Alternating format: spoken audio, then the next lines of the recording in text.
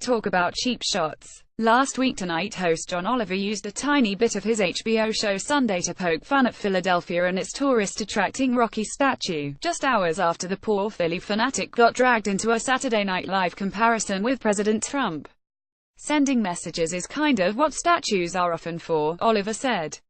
Of a picture of the Statue of Liberty, he said, "This one says, 'We love freedom,'" pointing to a picture of the Rocky statue. He said, "This one says, 'The most notable thing about our city is a fictional character.'" Big laugh from studio audience.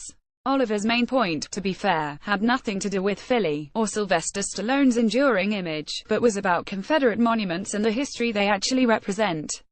Most, he noted, were erected long after the Civil War, many during the civil rights movement of the 1960s, and seemed intended to send a hostile message to African Americans. No argument here. But if Oliver, who had the misfortune to be born British, would like to bone up on his US history, we'd be happy to take him on a tour of Philadelphia that has a lot more to offer than the Rocky Steps and a trip to Pat's or Gino's. We might take him to Jim's. Not only did America start here, we have a national park that's all about it, but lately we spend a lot of time talking about another statue and the messages it sends. Perhaps we could start Oliver's visit with the recently unveiled monument to Octavius V. Cato on the southwest apron of City Hall.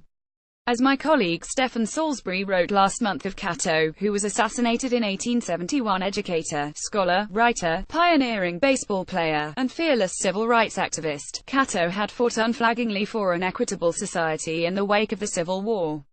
He successfully protested to desegregate Philadelphia's trolleys, he fought to pass constitutional amendments enfranchising black citizens, and then he worked to bring those new black voters to the polls. Nothing funny about that, and yet Cato's monument seems like one Oliver should want to get to know.